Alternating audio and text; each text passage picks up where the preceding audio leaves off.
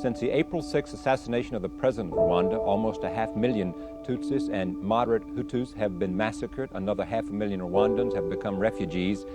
Is it genocide, and what is being done to stop the killing? Icyo nifuza ko bamenyaho cya mbere ni uko bamenya imirimo nkora y'ubukorikori bakamenya kuva aho bari no kugera aho bagera.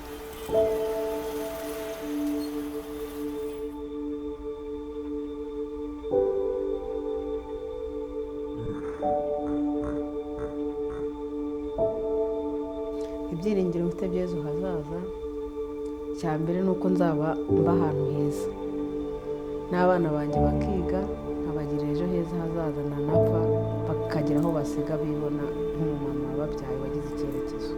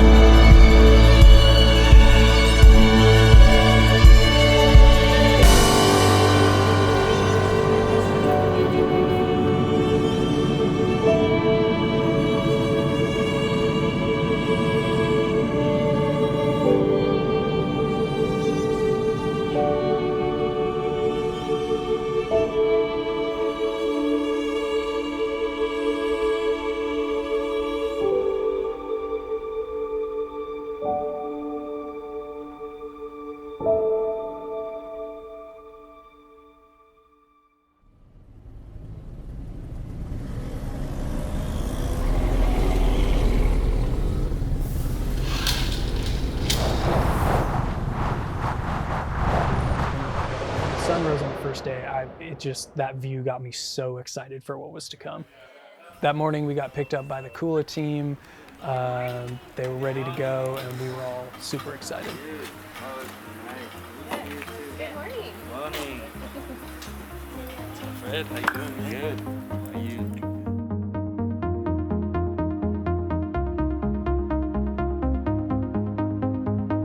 KULA believes that it's not charity that's going to eradicate poverty, but it's business.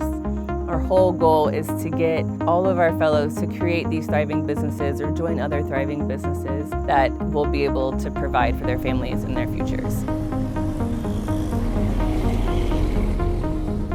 So we went to Heaven for breakfast, which is great. It's by these expats who started this incredible bed and breakfast and organic garden, etc. And it was really neat overlooking the city of Kigali.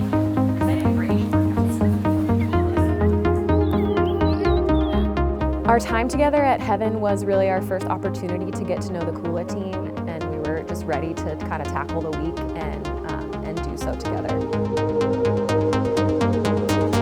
So after breakfast, we went to the KULA offices to see what they had created there, and then also to hear a little bit about the country of Rwanda and about KULA from Fred and Jackie.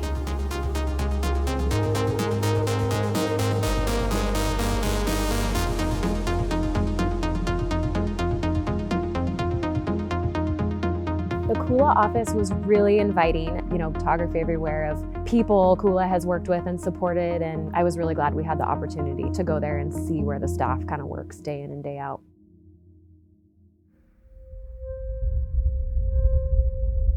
One of the things I think I was both the most scared of and looking forward to the most was our visit to Nyamata Church, which is one of the most famous sites of the genocide from the 90s.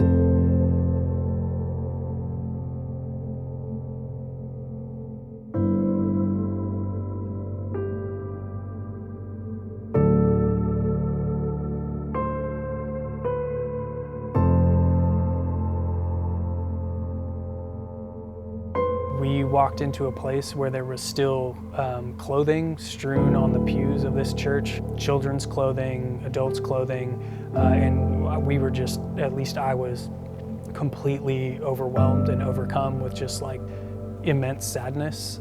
It certainly gave us context for Rwanda's history, and I, of course, thought of my own children as I walked through the church.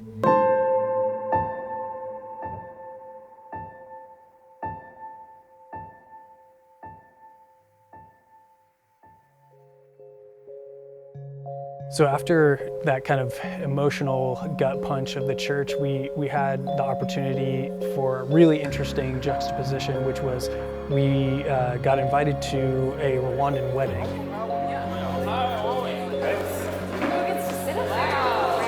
Will they sit up there now? Yeah, absolutely. The wedding was unlike anything I'd ever seen. I think the thing that impressed upon me most was the singing. And I didn't need to know what the words were. You could just feel the emotion and the happiness. Something that I will remember for a long time.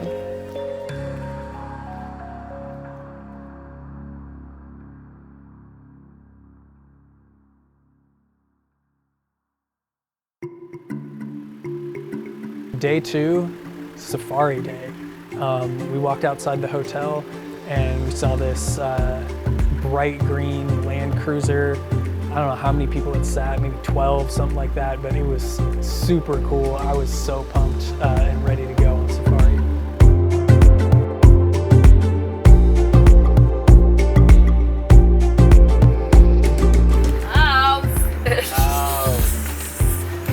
So when we pull up to the front gates of Akakura Park, there's really only one thing I was thinking about, and that was pretty much how I felt like I was in Jurassic Park. I was like, all right, I'm ready.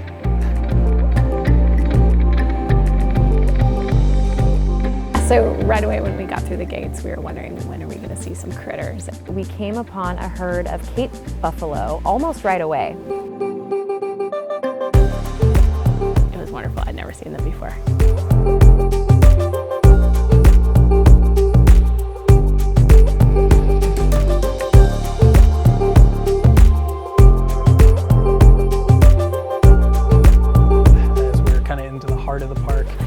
I don't remember how it happened, but we heard a pop. We got a flat tire. We had a flat tire in the middle of the Rwandan bush with lions, Cape buffalo, hippos, and elephants all around us. So we all, hopped out, see what we could do. You know, we kind of started to look around and we're like, what could happen here, and how long are we going to be here? Couple of ass. How many times has this happened to you? I think we should have another plan. A lot. We've had many. It made it a little bit more real. It wasn't just like, hey, we're in this car and I can see an elephant over there. We were on the ground fixing a flat tire.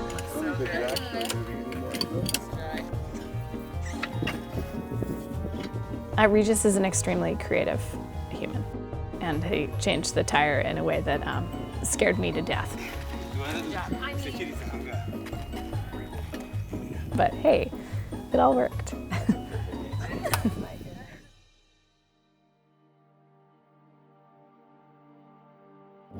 As we understood it, giraffes are not something that you're necessarily guaranteed to see on safari. But to see a giraffe in the wild is to see an incredibly majestic creature. I don't really have words for it. I just took a lot of photos. Yeah, it was the real deal.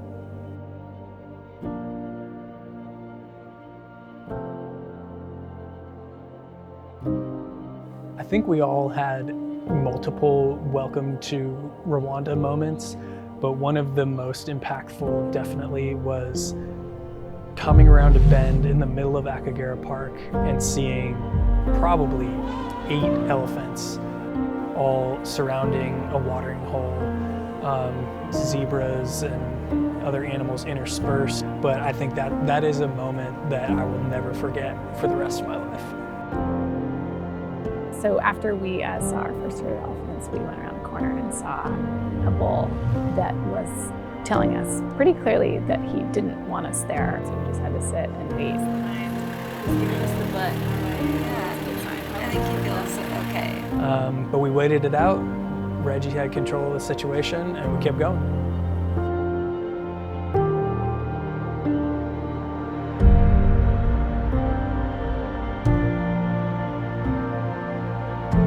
We pulled into the KARENGE bush camp, which in Kenya, Rwanda means small footprint. And we got to eat dinner overlooking the valley, and it was just so beautiful, and they were so welcoming.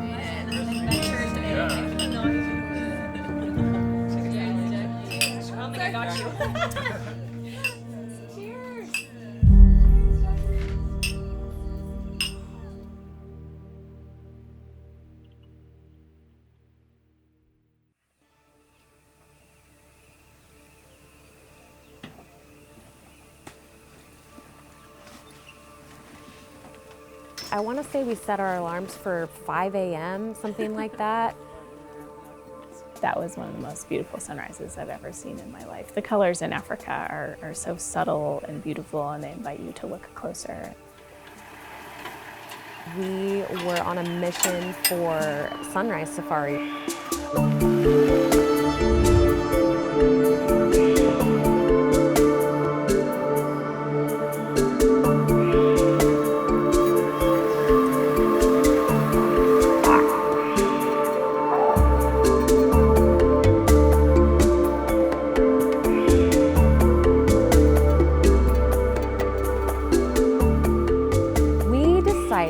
Kind of in the middle of our morning safari that it was a good place and time to stop and do a little MiiR photo shoot. And we got a lot of great shots, really cool action shots of Nick and of Jackie. Perfect, I love it. And just wonderful to be sitting there with my mug of coffee watching it.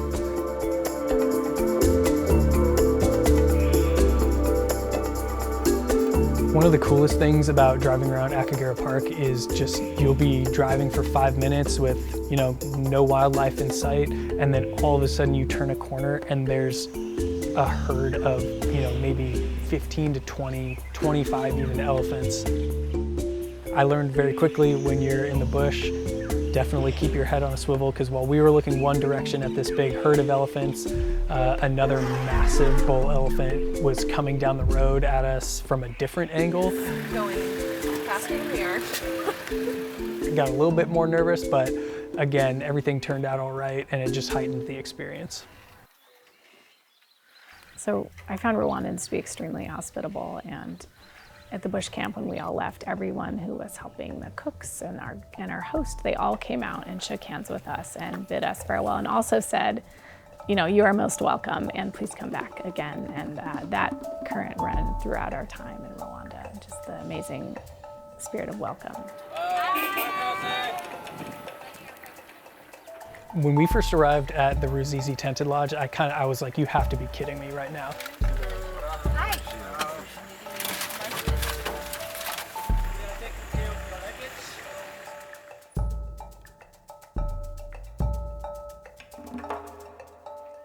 It's a beautiful place. It's like out of a fantasy movie. Like wood log bridges, which were all spread out along the lakefront, were hippo height to avoid hippos from being able to interact with the guests there.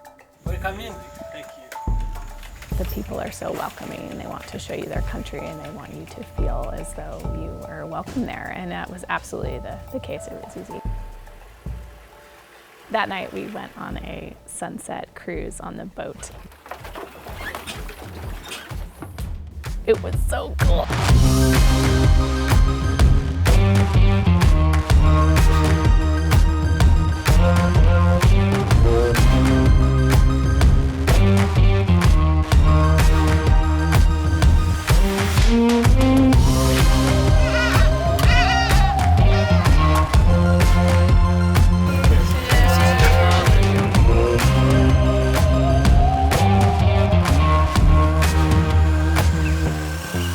That's amazing.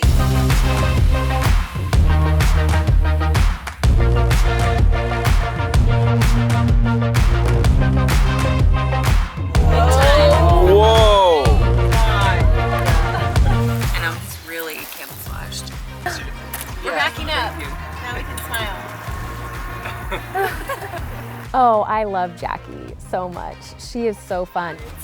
She's very well educated. She just received her master's in project management. And I don't think she had ever really experienced her own country in this way. And so that was a really special thing to be a part of. Bon appetit. There may be another group who did it, who was not careful like that. We are sorry. Morning, Regis. Got this for Ellis, our boy back home. We saw a ton of elephants, so it seemed fitting. Everywhere we went, we felt welcomed from the moment we entered to the moment we exited. Day 4 was the first day we were going to actually visit a Kula project site. They're greeting us fully. Bravo. Cozy. Naona msaneza. I love it.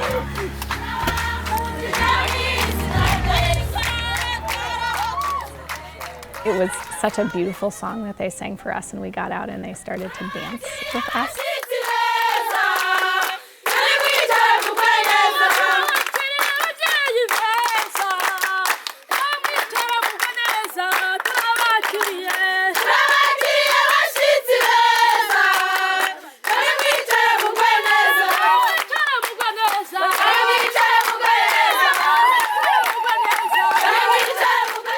You know, that's a moment I'm not going to forget for a really long time.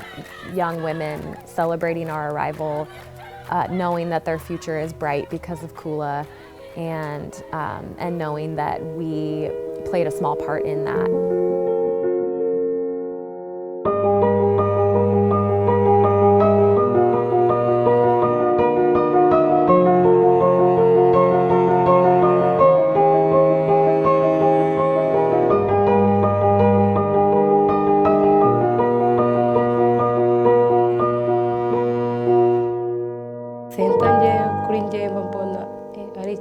kimfasha kuri njyewe cyane cyane mu buzima bwanjye mu byo natekereje cyangwa se ku ntego yanjye nshaka kuzageraho babona izamfasha imbere yanjye hazaza nimara kugera kuri atoriye yanjye.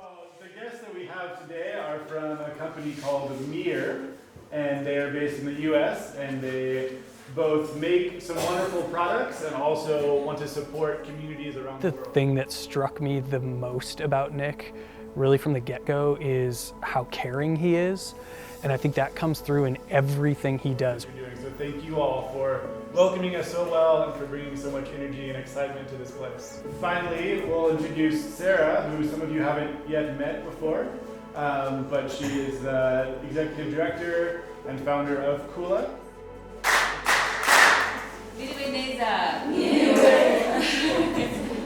Trusting us with 15 months of your time, we know is a big commitment, and we do not take that lightly. But please know always that we believe in each of you so much that we think it is worth everyone's time to move forward together. So thank you, MiiR team, thank you, Kula team, for being so amazing as always. Sarah is a person who wears her heart on her sleeve. She has such love for the people that she's caring for in Rwanda, both her staff and then the people that they work with through their organization. We're excited to watch you grow. We're excited to see what you learn and how you take it and move forward to impact your families and your communities. Continue to push Rwanda on its vision 2050.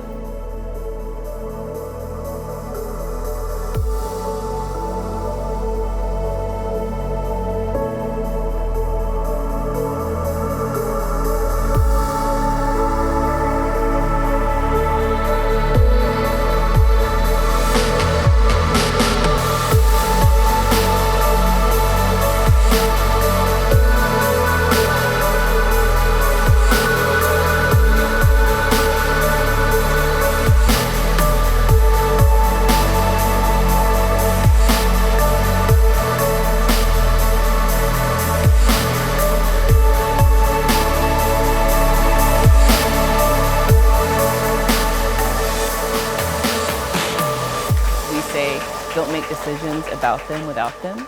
We are trying to create something that's supposed to change somebody's life. We want them to have a say in how that's actually going to happen. You can dream that your little girl can go to university. Like, that is within your reach, and we are going to be alongside you as you get there.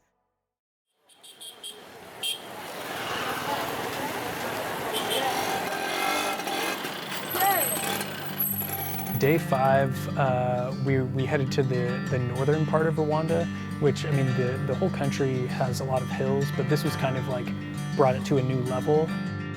Yeah, the drive to the northern province was breathtaking.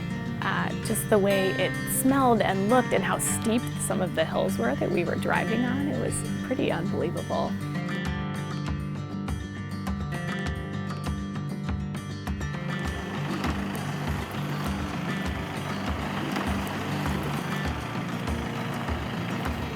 How are you?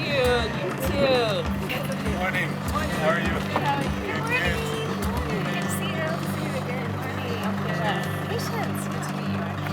So at the Choco Women's Center, also just an unbelievably warm welcome. They formed 2 lines of women greeting us, and it was a really, really cool experience.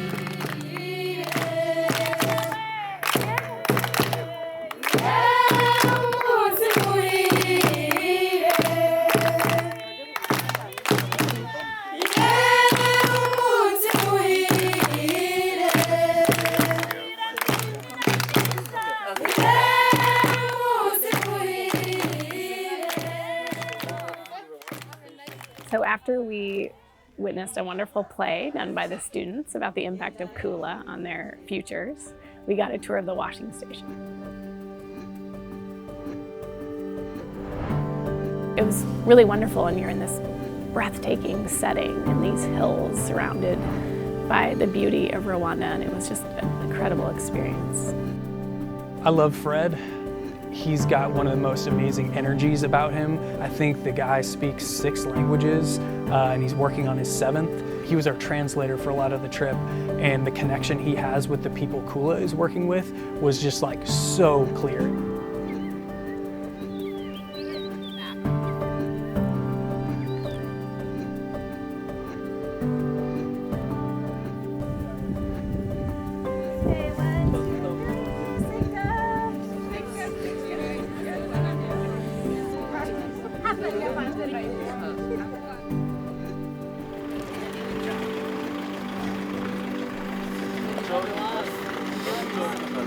So we're driving to this home to have lunch in the village, and this woman just out of nowhere runs up to our vehicle.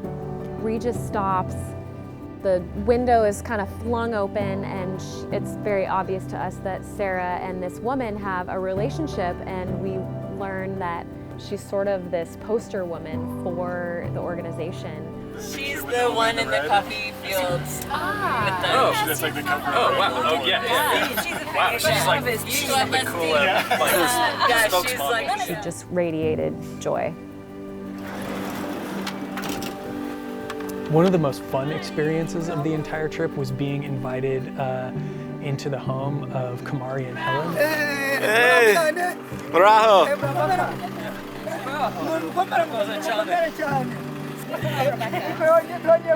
Helen is a former graduate of the Kula program. Isi itari mike none Imana yongeye kuduhuza turyoherwe. They welcomed us right in. I mean, we were a large group, and they did not even hesitate to bring us in, give us their best seats, immediately offer us something to drink. I was very struck by how welcoming they were. Now when you're the last, you take the rest. That's the logic.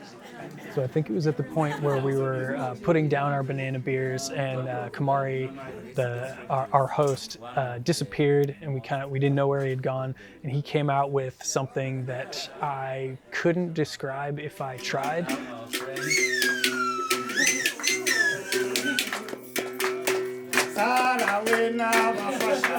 Sarah and your team.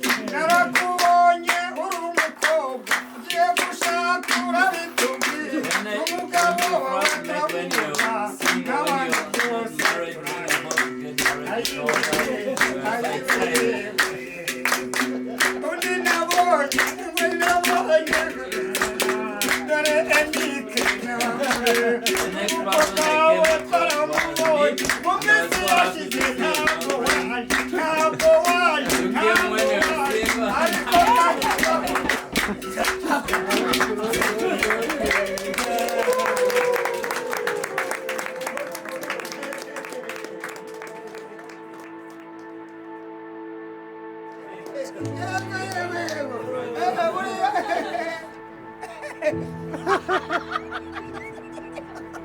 Kamari's laugh is just larger than life. I mean, he laughs and it's like he's a megaphone of laughter. So we got the opportunity when we left Helen and Kamari's house to head to another one of the tailoring shops that graduates of the KULA program had set up. Charlie and I bought backpacks for our kids that they had made. I was very impressed by the construction of it, and my daughter still uses it to this day. She packs it up when we go on trips. Getting the experience to see the wares that they're able to create and sell was just so great, and I'm really, really glad that I have a piece of their business.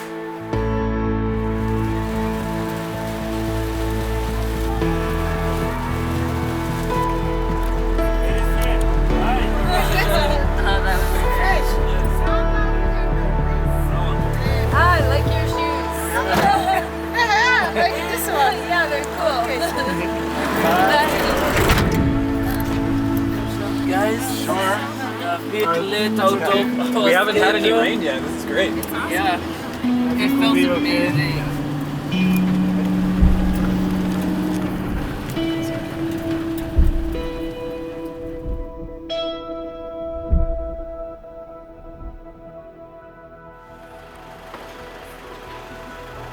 So after we arrived back in Kigali, we went to have drinks at one of the tallest buildings in the city. We could see across the whole city. There was literally eagles flying in front of our faces while we were drinking cocktails, and the sun was setting, and that was just the perfect way to end that day.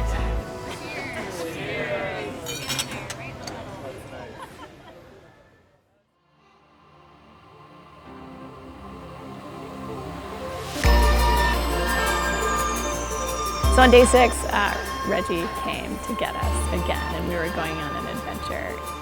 And it was awesome to see him in that green Land Cruiser. We were all set to head to Lake Kivu and the new washing station that KULA had purchased. One thing that Sarah warned us about was that there was going to be a lot of driving. I was glued to that window. This is a place that you want to drive around a lot so that you can see as much as you can. It was pretty amazing. I was not bored for one moment. So we are driving along Lake Kivu for probably well over an hour. It's huge. It's absolutely huge. It's like a lot of Rwanda. It kind of takes your breath away.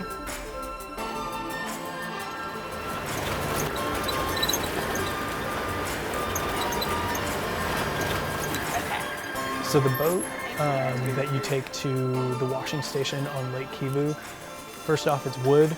It's not very big. There's like a little bit of a cover on top and a tiny motor, and that's pretty much it. Good morning.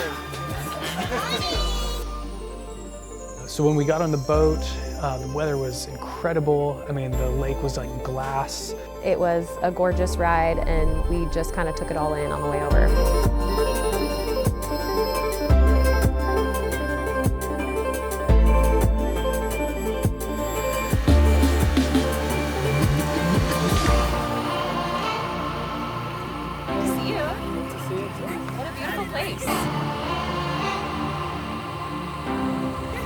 When we arrived to the washing station, we were greeted by a lot of extremely friendly people who were excited to see us, including some KULA staff. And it was a wonderful experience to be welcomed to this place that was in progress and to hear their optimism about what it would become.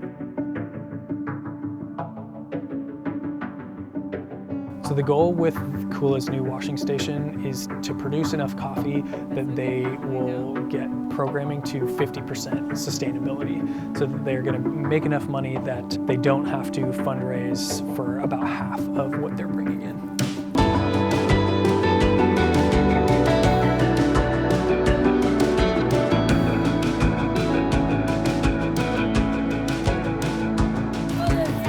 also employing a ton of people in the surrounding area and in Rwanda. So it really it boosts the entire economy and kind of like the mood in the area.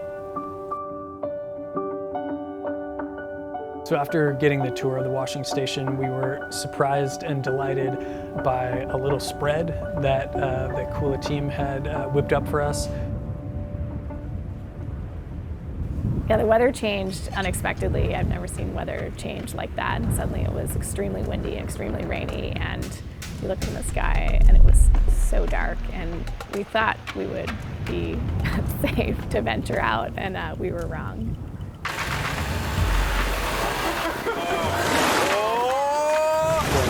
I mean, we thought we were in the ocean. There were huge waves. We were shooken up so badly that we turned back to try to wait for the wind to pass. What's he saying? Oh, the guy is saying we need to wait a little bit, there's so much storm.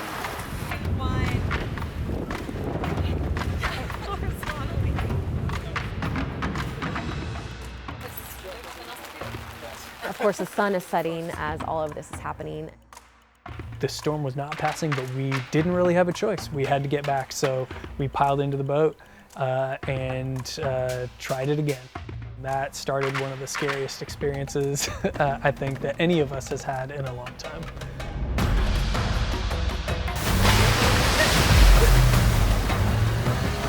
The lightning was terrifying, and at one point I grabbed everybody's hands and I said, "We are going to pray because I want to make it out of here alive."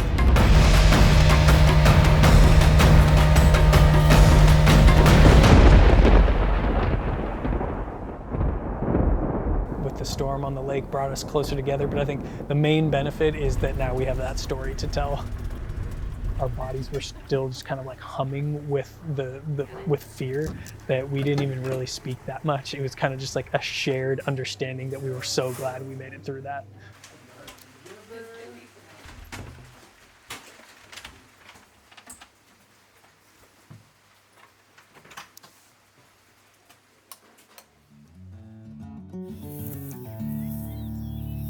So waking up on day 7, I couldn't even believe it was the same lake. I mean, it was this like beautiful pink glow, and it was still. I was like, man, where was this last night?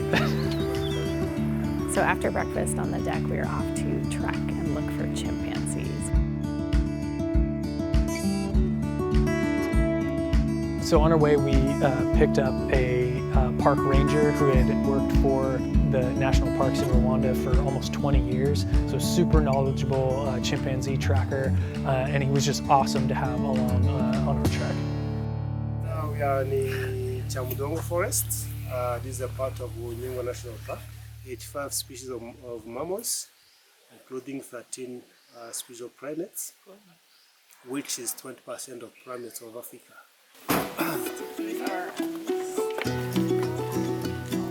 So in the beginning of our hike into the forest, we were walking on a road and we actually saw a few Rwandans, and then suddenly we just turned right and went into the forest. And we weren't on a trail anymore, and we were basically just crawling through brush and the bush. That's when I knew it was real. I was like, oh wow, we're really on a chimp trek now. Heading the trail as we walk. Yeah. It's a legit trek. I think we had been hiking for maybe 45 minutes, and then all of a sudden we came on this tree with an entire troop of chimpanzees.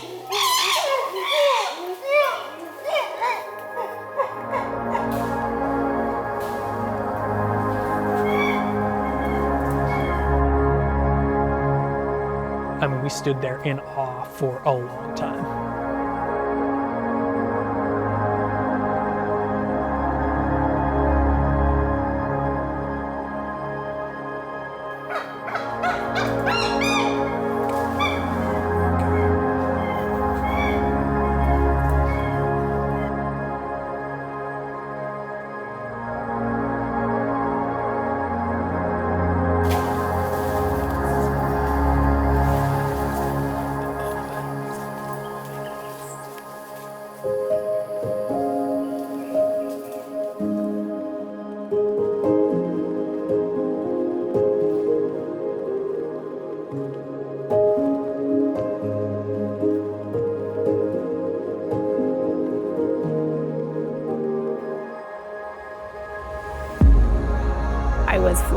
how large the rainforest is, and it defied my sense of size and space. It was just felt endless. I'm so glad that they're protecting it.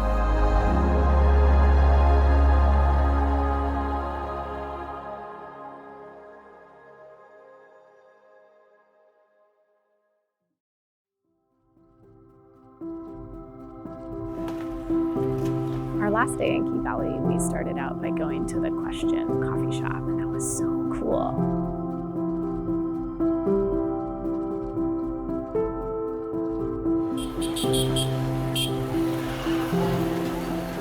The market was really cool. It was a sensory experience. There was color everywhere. There's lots of sounds too, you know, people bartering and ordering, and it was just a beautiful experience.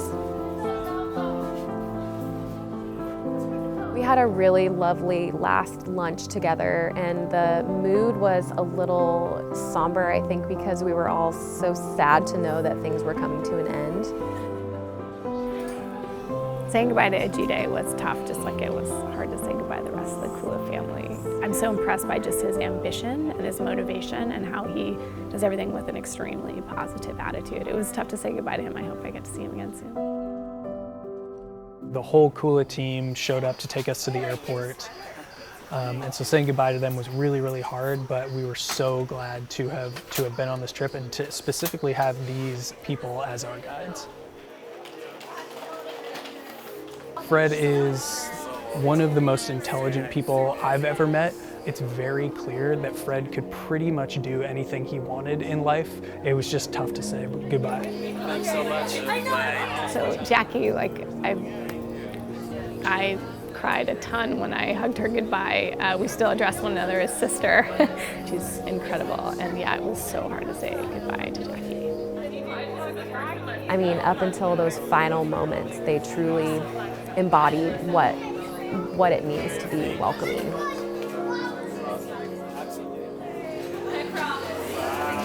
They were so welcoming and so kind and generous and so happy to share their amazing country with us.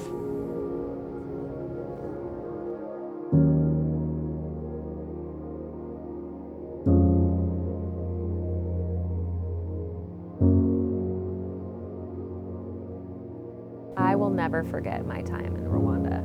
And if you've thought about going to Africa, start there, because they are a model country for a lot of that continent, and they will welcome you. They will tell you you are most welcome here, and they mean it, and they want to help you bridge the gap between what you think Africa is and what it actually is.